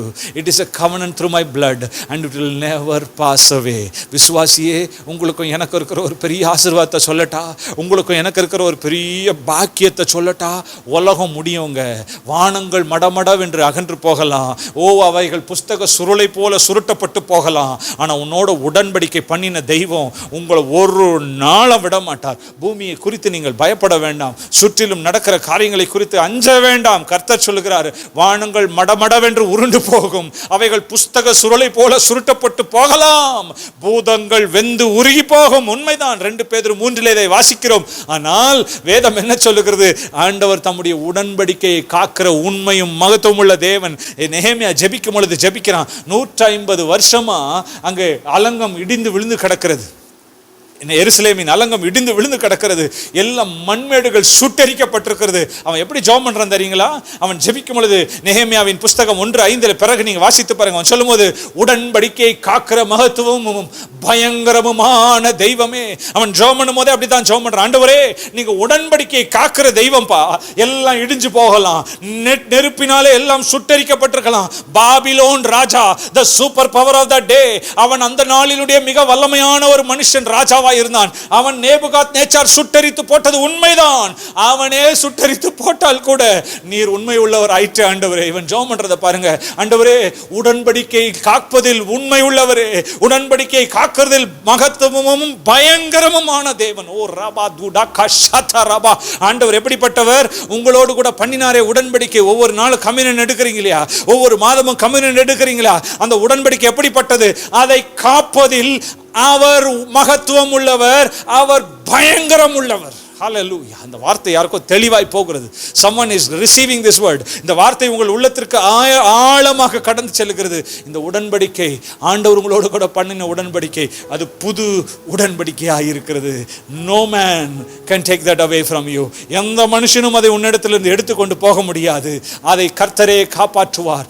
ஆகவே திடன் கொள், ஆகவே தைரியம் கொள். ஆண்டவர் உங்களை ஆசீர்வதிப்பார். இந்த உடன்படிக்கை தான் நமக்கு கர்த்தர் ஏற்படுத்துகிற விருந்து. அதனால தான் அந்த பழைய பாடல், கர்த்தரின் பந்திக்கு வா சகோதரா, கர்த்தரின் பந்திக்கு வா, ஆண்டவருடைய பந்தியிலே வந்து கலந்து கொள்ளுங்கள். கர்த்தருடைய பிள்ளைகளே, ஆண்டவர் உங்களை ஆசீர்வதிப்பார். உங்கள் போதகரிடத்தில் கேளுங்க, பாஸ்டர் எங்களுடைய சூழ்நிலைகள் மாறும் பொழுது எங்களுக்கு உடனே கம்யூனியன் கொடுங்க. இந்த சூழ்நிலைகள் மாறின பிறகு தான் அது நடக்கும். ஆகவே உங்கள் போதகர்களை ரொம்பவும் தொந்தரவு செய்யாதீங்க. நம்முடைய சூழ்நிலைகளை அறிந்திருக்கிற தேவன் இந்த சூழ்நிலையில் நமக்கு உதவி செய்வார். ஆனால் பந்தியிலே ஏனோதானோன் மட்டும் பங்கு கொள்ளக்கூடாது. ஒரு பயபக்தியோடு கூட, வானத்தையும் பூமியும் உண்டாக்கின சர்வவல்ல தெய்வம் என்னோடு கூட ஒரு உடன்படிக்கை செய்கிறார். நான் உன்னை கைவிடுவதில்லை என்ற அந்த உடன்படிக்கை. ஏசு ரத்தம் ஜெயம்னு சொல்றீங்களே, ஏசு ரத்தம் ஜெயம் ஜெயம் ஏன் தெரியுமா? அது ஜெயம், அது உடன்படிக்கையின் ரத்தம். சாத்தானுக்கு அது தெரியும், ஐயோ இது உடன்படிக்கையின் ரத்தம் ஆயிட்டதே, இவர்களை கர்த்தர் கைவிடவே மாட்டாரே, கர்த்தர் இவர்களை கைவிடவே மாட்டாரே. நான் இன்றைக்கு தீர்க்க தரிசனமாய் சொல்லுகிறேன், அவனும் சாத்தானும் அவனுடைய வல்லமைகளும் உங்களை மேற்கொள்ள முடியாது பிரதர் சிஸ்டர், முடியாது. காரணம் என்ன? ஆண்டவர் உடன்படிக்கையின் ரத்தத்தை கொண்டு உங்களை ரட்சித்திருக்கிறார். ஆண்டவரிடத்தில் கேட்க போகிறோம், ஆண்டவரே இந்த உடன்படிக்கைக்கு நான் உண்மை உள்ளவனாய் நான் இருக்க வேண்டும், உடன்படிக்கைக்கு பாத்திரவான் நீதிமானாய் நான் நடந்து கொள்ள வேண்டும், எனக்கு உதவி செய்யும் என்று சொல்லி நீங்க ஜெபம் பண்ணுங்க. ஆண்டவர் பந்திக்கு வரும்படி அழைக்கிறார், கர்த்தருடைய பந்திக்கு வரும்படி அழைக்கிறார். ஆண்டுடைய பிள்ளைகளே, நாம் நிர்விசாரமாய் இருக்கக்கூடாது. 1 கொரிந்தியரின் புஸ்தகம் 11ஆம் அதிகாரம் 26ஆம் வசனத்தை வாசிக்க கேட்போம். ஆகையால் நீங்கள் இந்த அப்பத்தை புசித்து இந்த பாத்திரத்தில் பானம் பண்ணும் போது போதெல்லாம் கர்த்தர் வருமளவும் அவருடைய மரணத்தை தெரிவிக்கிறீர்கள். இந்த பந்தி என்ன? இந்த ராஜபந்தி என்ன? கர்த்தர் அழைத்து கொண்டு போகிற பந்தி என்ன? அவருடைய உடன்படிக்கை என்ன? மரணத்தை தெரிவிக்கிறீர்கள். ஏன் இந்த மரணத்தை தெரிவிக்கிறீர்கள்? ஒவ்வொரு முறை கம்யூனியன் எடுக்கும்போது என்ன நடக்க தெரியுமா? உலகங்களுக்கு, நரகத்தின் சேனைகளுக்கு, அசுத்தாவின் மண்டலங்களுக்கு என்ன தெரியுமா சொல்றீங்க? இயேசு என் பாவத்துக்காக மரித்தார், இயேசு என் சாபத்திற்காக மரித்தார், இயேசு என் வியாதிக்காக மரித்தார், இனி நான் அல்ல, அவரே எனக்கு எல்லாம் என்று சொல்லி நீங்கள் அறிக்கையிடுகிறீர்கள். Communion is very powerful brother. ஓ கர்த்தருடைய பிள்ளைகளே, ஒவ்வொரு வாரமும் நீங்க பந்தி எடுப்பது ஒரு மிகப்பெரிய வல்லமை உள்ளது. கர்த்தர் உதவி செய்வார், கர்த்தர் உங்களுக்கு உதவி செய்வார். கர்த்தருடைய நாமம் பரிசுத்தப்படுவதாக. ஆண்டவருடைய பிள்ளைகளே, அவரை தேடுவோம், அந்த பந்திக்கு வருவோம். அவர் ராஜபந்திக்கு நம்மை அழைக்கிறார். அவர் என்னை விருந்து சாலைக்கு அழைத்து கொண்டு போகிறார். அவர் என்னை விருந்து சாலைக்கு அழைத்து கொண்டு போகிறார். கர்த்தருடைய பிள்ளைகளே, உங்களை விருந்து சாலைக்கு அழைக்கிற தெய்வம் உண்டு. 3ஆவதாக ஒரு விருந்து சாலையை குறித்து நாம் வாசிக்க போகிறோம். அந்த விருந்து சாலை இப்பொழுது அல்ல, அவருடைய ராஜ்யத்திலே இருக்கிறது. The coming kingdom, the coming kingdom, வரப்போகிற ராஜ்யமாகிய விருந்து சாலை. லூக்கா எழுதின சுவிசேஷம் 14ஆம் அதிகாரம் 15ஆம் வசனத்தை வாசிக்க கேட்போம். அவரோடு கூட பந்தி இருந்தவர்களில் ஒருவன் இவைகளை கேட்டபொழுது அவனை நோக்கி தேவனுடைய ராஜ்யத்தில் போஜனம் பண்ணுகிறவன் பாக்கியவான், தேவனுடைய ராஜ்யத்தில் போஜனம் பண்ணுகிறவன் பாக்கியவான் என்றான். கர்த்தருடைய பிள்ளைகளே, லூக்கா 14ஆம் அதிகாரம் 1 வசனத்திலே நீங்கள் வாசித்து பார்த்தால், ஆண்டவராகிய இயேசு பரிசேயனுடைய வீட்டிலே பந்தி இருக்கும்படி போனார் என்று சொல்லி வேதம் சொல்லுகிறது. ஒரு பரிசேயனுடைய வீட்டுக்கு போனார், பந்தி இருக்கும்படி போனார். அங்கே பல காரியங்கள் நடந்தது. அந்த இடத்திலே நீங்கள் வாசித்து பார்க்கும் பொழுது ஆச்சரியமான ஒரு காரியம். அங்கே ஆண்டவராகிய இயேசு கிறிஸ்து பேசிக் கொண்டிருக்கும் பொழுது அங்கே ஒரு மனுஷன், பரிசேயரில் ஒருவனாய் தான் இருக்க வேண்டும் என்று சொல்லி நான் நினைக்கிறேன், அவன் சொல்லுகிறான், தேவனுடைய ராஜ்யத்தில் போஜனம் பண்ணுகிறவன் பாக்கியவான், தேவனுடைய ராஜ்யத்தில் போஜனம் பண்ணுகிறவன் பாக்கியவான். அவன் எதை பற்றி இதை காரியத்தை சொன்னான்? கர்த்தருடைய பிள்ளைகள், நம்ம அதை ஏனோ தானோ என்று விட்டுவிட முடியாது. ஏன்னால் அவன் பரிசேயன், வேதத்தை அறிந்தவன். அவன் எதிலே அவன் ஒரு ஏக்கத்தோடு தான் அந்த வார்த்தையை சொல்லுகிறான். இயேசுவோடு கூட பந்தி உட்கார்ந்துட்டு இருக்கிறாங்க பரிசேயன் வீட்டில். ஆனா இவன் மனசுக்குள்ள தேவனுடைய ராஜ்யத்துல ஒரு பந்தி இருக்கும், அந்த பந்தியில போஜனமானம் பண்ணுகிறவன் பாக்கியவான். இவன் பரிசேயர் தான். பரிசேயனுடைய வீட்டில் இயேசு உட்கார்ந்து இருக்கிறார். எனக்கு ஒரு ஆச்சரியம், இயேசு பாவி வீட்டுக்கும் போனாரு, பரிசேயனுடைய வீட்டுக்கும் போனாருன்னு என்று சொல்லி நாம் வாசிக்கிறோம். இந்த பரிசேயனுடைய வீட்டிலே அவர் பந்தி இருக்கும் பொழுது வேதம் சொல்லுகிறது, இந்த பரிசேயரில் ஒருவன் தான் அதை சொல்லியிருக்கிறான். அவனுடைய ஏக்கத்தோடு சொன்னான், தேவனுடைய ராஜ்யத்தில் பந்தி இருக்கலாமா? அந்த போஜனபானம் பண்ணுகிற நாள் வருமா? அவன் எங்கிருந்து அந்த ஏக்கம் வந்தது அவனுக்கு? ஏசாயா தீர்க்கதரிசன புஸ்தகம் 25ஆம் அதிகாரம் 6ஆம் வசனம் முதல் அந்த ஏக்கத்தின் பெருமூச்சு அவன் உள்ளத்திலிருந்து வந்தது. அவன் பரிசேயன், ஏசாயா தீர்க்கதரிசியை வாசித்தவன். பாருங்க, அந்த வசனத்தை வாசிக்கும் பொழுது நீங்களும் உள்ளத்திலிருந்து அந்த வசனத்தை வாசிக்கலாம். கர்த்தர் இந்த மலையிலே சகல ஜனங்களுக்கு ஒரு விருந்தை ஆயத்தப்படுத்துவார். கர்த்தர் இந்த மலையிலே ஒரு விருந்தை ஆயத்தப்படுத்துவார். கொழுமையான பதார்த்தங்களும், அது கொழுமையான பதார்த்தங்களும், பழமையான திராட்சரசமும், நினமும் உள்ள பதார்த்தங்களும், ஊனும் நினமும் உள்ள பதார்த்தங்களும், தெளிந்த பழமையான திராட்சரசமும் நிறைந்த விருந்தாய் இருக்கும். சகல ஜனங்கள் மேலும் உள்ள முக்காட்டையும், சகல ஜனங்கள் மேல் உள்ள முக்காட்டையும், சகல ஜாதிகளையும் மூடி இருக்கிற மூடலையும், எல்லாம் மூடலையும் இந்த மலையிலே அகற்றி போடுவார். ஓ, இந்த மலையிலே அகற்றி போடுவார். தொடர்ந்து வாசிக்க கேட்போம். அவர் மரணத்தை ஜெயமாக விழுங்குவார். கர்த்தராகிய தேவன் எல்லா முகங்களிலும் இருந்து கண்ணீரை துடைத்து தமது ஜனத்தின் நிந்தையை பூமியில் இராதபடிக்கு முற்றிலும் நீக்கி விடுவார். ஓ, தமது ஜனத்தின் நிந்தையை பூமியில் இராதபடிக்கு முற்றிலும் நீக்கி போடுவார். கர்த்தரே இதை சொன்னார். எத்தனை பேருக்கு இதை வாசிக்கும் பொழுது உங்க உள்ளத்துல ஏக்கம் வருகிறதா? ஒரு நாள் வருவார், என் ஆண்டவர் வருகிறார், அந்த மலையிலே ஒரு விருந்தை ஏற்படுத்த போகிறார். அவன் பரிசேயன் கூட இந்த ஏக்கத்தோடு தான் சொல்றான், ஆண்டவருடைய ராஜ்யத்துல விருந்து வரும். அப்பொழுது எல்லாம் மூடல்கள், ஓ பாஸ்டர், என்ன எல்லாம் மூடி இருக்குது பாஸ்டர், உலகத்தையே சில காரியங்கள் மூடி இருக்கிறது, எல்லா மூடல்களும் அகற்றப்படும், எல்லா மூடல்களும் அகற்றப்படும், எல்லா முக்காட்டுகளையும் கர்த்தர் எடுத்து போடுவார். அப்பொழுது என்ன என்ன நடக்கும் என்று வேதம் சொல்லுகிறது. ஆண்டவருடைய கிருபையினால இதை சொல்லுகிறேன். விருந்து சாலைக்கு அழைத்து செல்லுவார், விருந்து சாலைக்கு அழைத்து செல்வார். அப்பா, அந்த அந்த வார்த்தை, இன்ப இயேசு ராஜாவை நான் பார்த்தால் போதும் என்ற பாடல்ல ஒரு வரிகள் வருது. அப்பா என் கண்ணீர் என்று துடைப்பாரோ, அப்பா என் கண்ணீர் என்று துடைப்பாரோ, ஆவலா ஏங்குதே எனது உள்ளமே என்று சொல்லி பக்தன் பாடுகிறதை நாம் அறிந்திருக்கிறோம். கர்த்தருடைய பிள்ளைகளே, வேதம் சொல்லுகிறது ஆண்டவர் தம்முடைய பிள்ளைகளுக்கு ஒரு நாள் வரப்போகிறது. அந்த அவர் வரும் நாளிலே எல்லா கண்ணீரையும் அவர் துடைப்பார். ஆட்டுக்குட்டியின் மனநாள் வருகிறது. வேதம் இதைதான் வெளிப்படுத்தின விசேஷத்தில் வாசிக்கிறோம். வெளிப்படுத்தின விசேஷம் 19ஆம் அதிகாரம் 9ஆம் வசனத்தை வாசிக்க கேட்போம். பின்னும் அவன் என்னை நோக்கி, பின்னும் அவன் என்னை நோக்கி, ஆட்டுக்குட்டியானவரின் கல்யாண விருந்துக்கு அழைக்கப்பட்டவர்கள் பாக்கியவான்கள் என்றெழுது என்றான். மேலும் இவைகள் தேவனுடைய சத்தியமான வசனங்கள் என்று என்னுடனே சொன்னான். கர்த்தருடைய பிள்ளைகளே, ஆட்டுக்குட்டியானுடைய கல்யாண விருந்து ஆயத்தமாக்கப்பட்டிருக்கிறது. அதுக்கு அழைக்கப்பட்டவர்கள் பாக்கியவான்கள். நல்லா கவனிக்கணும். ஆண்டவராகிய இயேசு மீண்டும் வரப்போகிறார். அவர் வரும் நாளிலே தம்முடைய பிள்ளைகளை தம்மோடு கூட ஏற்றுக்கொள்வார். அவர் திரும்பவும் வரப்போகிறது. அவருடைய சபைக்காக, மணவாட்டி ஆகிய சபையை சந்திக்கும்படி ஆண்டவராகிய இயேசு மீண்டும் வரப்போகிறார். அவர் வருகிறது தம்முடைய சபையை சந்திப்பதற்காக. அந்த கல்யாண விருந்து ஆயத்தமாக்கப்பட்டிருக்கிறது. லூக்கா 14ஆம் அதிகாரத்திலே ஆண்டவராகிய இயேசு அங்கே கல்யாண விருந்தை குறித்து அங்கே ஒரு ஓமை குறித்து சொல்லுகிறார். அங்கே ஒரு பெரிய விருந்து ஒன்று ஏற்பாடு பண்ணப்பட்டிருக்கிறது. லூக்கா 14ஆம் அதிகாரம் 15ஆம் வசனம் முதல் நீங்கள் வாசித்து பார்த்தால் இந்த ஓமை குறித்து நாம் வாசிக்கிறோம். அந்த இடத்திலே ஒரு பெரிய கல்யாண விருந்து அழைக்கப்பட்டிருந்தது, செய்யப்பட்டிருந்த, ஆயத்தமாக்கப்பட்டிருந்தது. அங்கே அநேகர் அழைக்கப்பட்டிருந்தார்கள். அழைக்கப்பட்டவர்கள் என்ன செய்தார்கள்? 3 விதமான எக்ஸ்கியூஸ், 3 விதமான ஒரு சாக்கு போக்கு சொல்லினார்கள். என்ன சாக்கு போக்கு சொல்லினார்? 18ஆம் வசனத்திலே முதலாவது ஒருவன் சொன்னான், ஐயோ, நான் ஒரு நிலத்தை வாங்கியிருக்கிறேன், நான் அதை போய் பார்வையிட வேண்டும். நிலத்தை வாங்குகிறவர்கள் பார்வையிட, அவன் யோசிக்கிறான். அவன் சொல்கிறான், அந்த கல்யாண விருந்துக்கு ஏன்பா வரமாட்டேங்கிற, ஏன்பா ராஜா விட்டு ராஜபந்திக்கு வரமாட்டேங்கிற, இடம் வாங்கியிருக்கிறேன், நான் போய் அதை பார்க்கணும். கர்த்தருடைய பிள்ளைகளே, ஏற்கனவே பார்த்து தான் வாங்கியிருப்பாங்க. இடம் பார்க்குறவங்க பார்க்காம யூஸ்வலாக வாங்க மாட்டாங்க. ஆனா இவன் பார்க்க போறான்.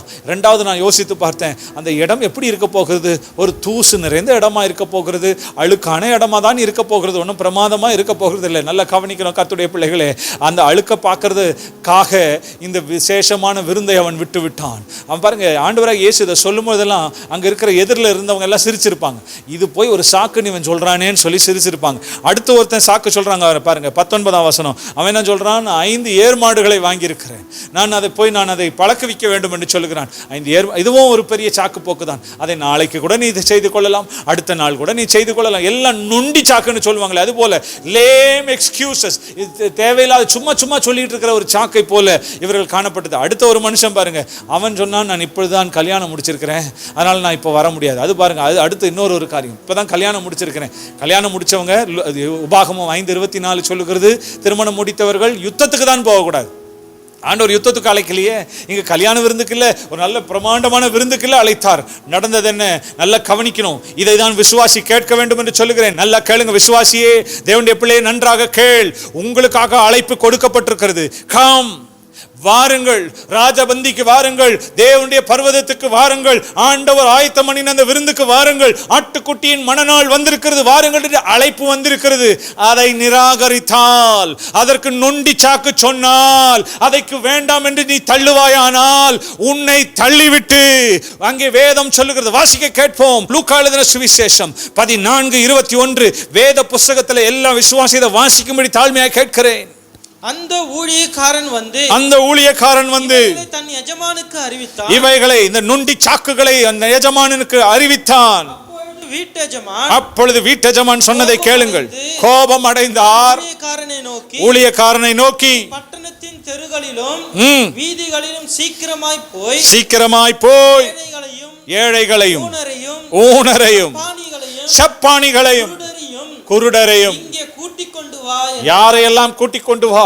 உலகம் அவர்களை புறக்கணிக்கும். நல்லா கவனிங்கணும். சப்பானிகள், குருடர்கள், இப்படிப்பட்ட மனுஷர்களை, ஏழைகள், இப்படிப்பட்ட மனுஷர்கள் அந்த காலத்தில் தேவ ஆலயத்துக்குள்ளே நுழையலாகாது என்று சொல்லி வேதம் சொல்லி இருக்கிறது.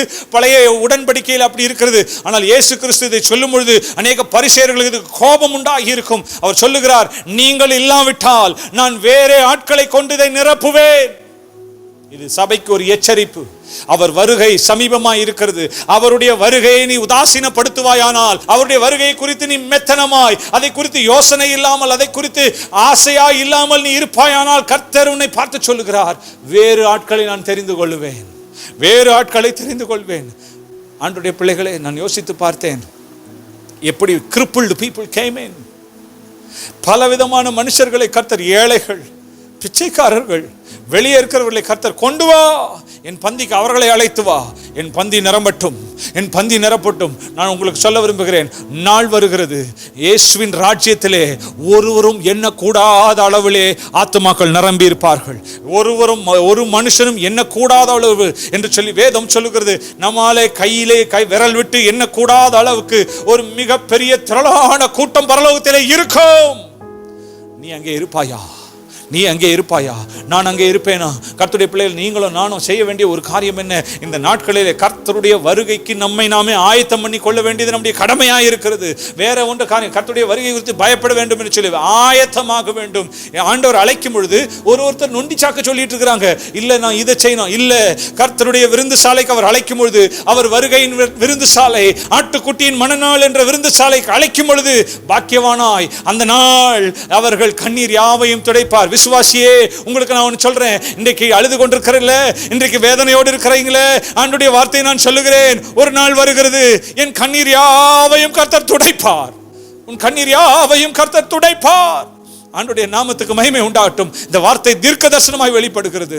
ஆண்டவரே, நீர் வருவீராக, மாரநாதா, ஆண்டவராகிய இயேசுவே சீக்கிரம் வாருமையா என்று சொல்லி கேட்போம். அவர் வருவார், அவர் நம்முடைய கண்ணீரை துடைக்க வருவார். கண்களை மூடி நாம் ஜெபிக்க போகிறோம். அவர் விருந்து சாலைக்கு என்னை அழைக்கிறார், அவருடைய விருந்து சாலைக்கு அழைக்கிறார். ஒருவேளை கர்த்தருடைய பிள்ளைகளே, வாழ்க்கையில முடமான சூழ்நிலை போல, மேவி போசேத்தை போல, எல்லாம் இழந்தவனாய், கைகால் இல்லாதவரை போல எல்லாம் இழந்து போயினேன்னு சொல்லி இருக்கலாம். விருந்து சாலைக்கு அப்பா அழைக்கிறார்.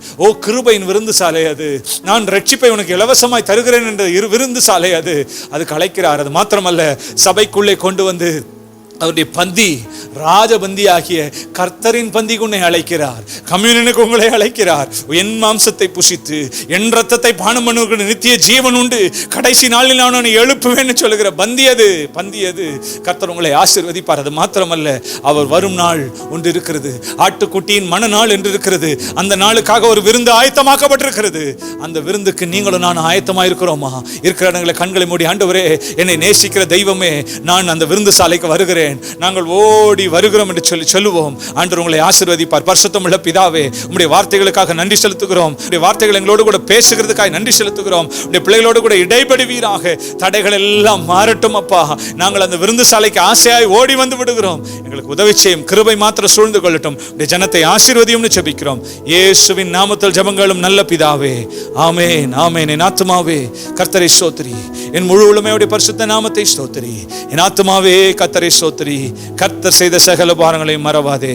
ஆமென். நம்முடைய கர்த்தராகிய இயேசு கிறிஸ்துவின் கிருபையும், பிதாவாகிய தேவனுடைய அன்பும், பரிசுத்த ஆவியானவரோடு நெருங்கி நடக்கிற ஐக்கியமும் பழக்கமும் மனவரோடு கூட இப்பொழுதும் எப்பொழுதும் சதா காலங்களிலும் நிலைத்திருப்பதாக. ஆமென், ஆமென். God bless you.